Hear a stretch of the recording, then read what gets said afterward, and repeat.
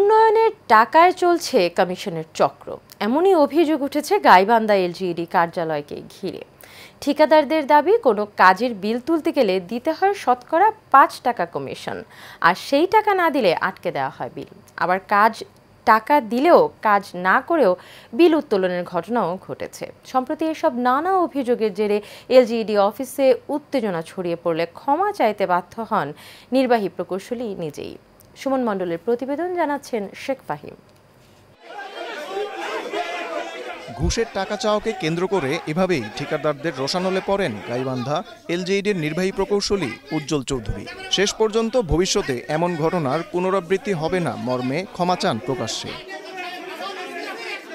চলতি বছরের ২৮ জুলাই IRIDF ৩ প্রকল্পের আওতায় পলাশবাড়ী উপজেলা পবনাপুর ইউনিয়নের সামনে থেকে হরিণাবাড়ি বাজার পর্যন্ত রাস্তার কাজে আগাম বিল দেওয়া সহ নানা অনিয়মের অভিযোগে নির্বাহী প্রকৌশলী উজ্জ্বল চৌধুরী সহ বেশ কয়েকজনের বিরুদ্ধে জেলা প্রশাসকের কাছে অভিযোগ দেওয়া হয়।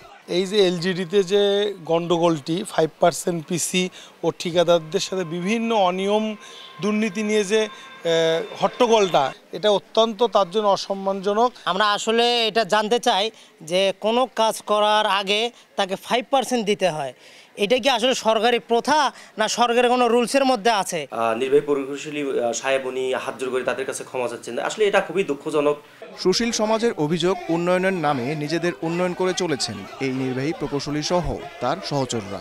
এলজিইডির যে নির্বাহী প্রকৌশলী জনাব উজ্জ্বল চৌধুরী, ওনার সঙ্গে স্থানীয় যে ঠিকাদাররা আছে তার সঙ্গে একটা কনফারেন্স রুমে একটা বাকবিতণ্ডা দেখলাম, একটা ধস্তাধস্তির ঘটনা দেখলাম। সেখানে আরও একটা জিনিস আমি লক্ষ্য করলাম যে এক পর্যায়ে অভিযোগের বিষয়ে নির্বাহী প্রকৌশলী উজ্জ্বল চৌধুরীর ক্যামেরার সামনে কথা বলতে রাজি না হলেও তদন্ত করে ব্যবস্থা নেয়ার আশ্বাস এই কর্মকর্তার। আবার নতুন চিফ ইঞ্জিনিয়ার এখন পর্যন্ত আজকে 3 দিন যাবত আমাদের পোস্ট খালি, বুঝতে পারছেন? বুঝছেন, আবার চিফ ইঞ্জিনিয়ার নাই। হ্যাঁ, আমরা অভিভাবক খেয়ে, হ্যাঁ, এই সত্যি কথা যেটা, বুঝতে পারছি। তো যিনি চিফ ইঞ্জিনিয়ার আসবেন, আসতে উনি ব্যবস্থা নেবেন। গাইবান্ধা এলজিইডিতে ঘুষের এই সংস্কৃতি বন্ধে প্রশাসনিক তদন্ত হবে কিনা তা এখনও দেখার বিষয়। Sheikh Fahim, Asian television.